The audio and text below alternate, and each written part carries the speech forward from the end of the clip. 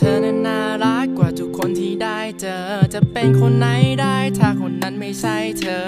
หากไม่เข้าไปทักก็คงไม่ได้เบอร์หวังไว้อย่างเดียวคืออยากไปอยู่ใกล้ๆเธอลองคุยกันไหมให้เธอคอยเป็นดังทิศทางทำฉันนั้นหวั่นไหวมาทำให้ฉันนั้นคิดตามไม่เคยจะคิดวางก็บอกว่าเธออย่าคิดนานฉันนั้นคิดเองให้เธอคอยเป็นดังนิทานให้จำฉันเอาไว้ก็บอกเอาไว้ว่าห้ามลืมยังจะรอโทรคุยกับเธอจนข้ามคืนงั้นลองมานัดกันฉันพร้อมจะว่างเจอมีเธอคอยรับฟังฉันจะยืนอยู่ข้างๆเธอถ้าเธอนั้นหายไปฉันนั้นพร้อมจะออกตามไม่สนว่าเป็นไงถึงแม้ว่าฉันจะหมอบคานเธอรู้อะไรไหม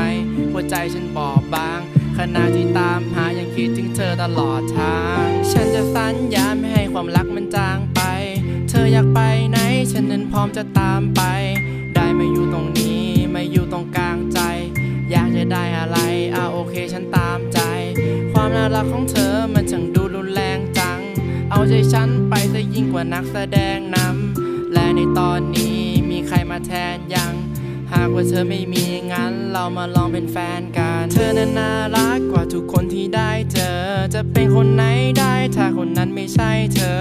หากไม่เข้าไปทักก็คงไม่ได้เบอร์หวังไว้อย่างเดียวคืออยากไปอยู่ใกล้ๆเธอลองคุยกันไหมให้เธอคอยเป็นดังทิศทางทำฉันนั้นหวั่นไหวมาทำให้ฉันนั้นคิดตามไม่เคยจะคิดวางก็บอกว่าเธออย่าคิดนานฉันนั้นคิดเองให้เธอคอยเป็นดังนิทานฉันนั้นก็ไม่รู้ว่าชอบเธอไปตอนไหนมาลองขอกันก่อนไหม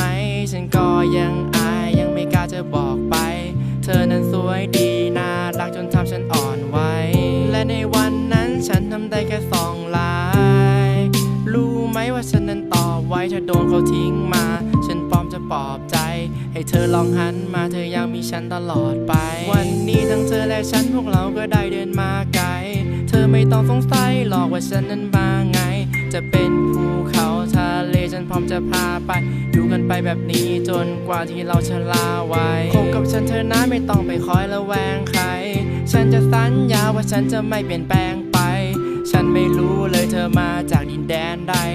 และบทเพลงนี้ให้เธอเอาไปแทนใจเธอนั้นน่ารักกว่าทุกคนที่ได้เจอจะเป็นคนไหนได้ถ้าคนนั้นไม่ใช่เธอ